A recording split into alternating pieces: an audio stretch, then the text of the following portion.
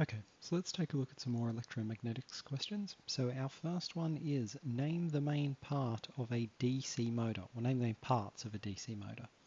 So on the right we have a little picture roughly describing what a DC motor looks like. It has a few main parts.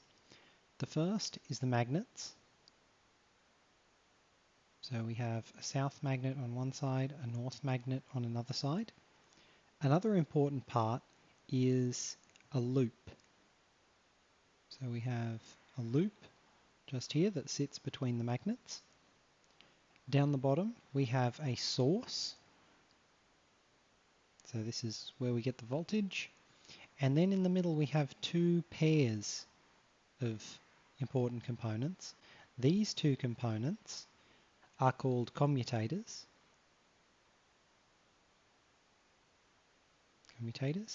And the little coloured in blocks next to them, these are called brushes.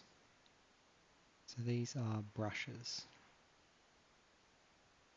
So these are all the main parts of a simple DC motor. So now let's have a look at another question. We are asked why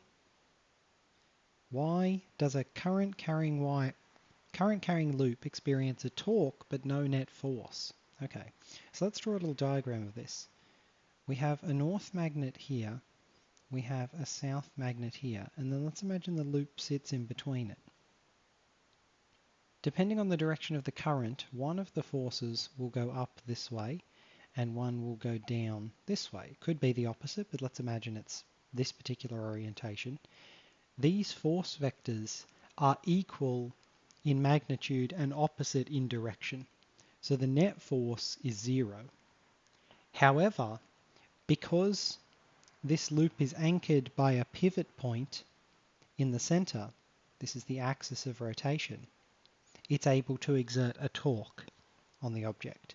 So because the force vectors are opposite directions and equal, no net torque, but because of the way they're both aligned, because they both spin in the same torque orientation, in the same direction of rotation, it is able to exert a torque. So these are our answers to these two questions.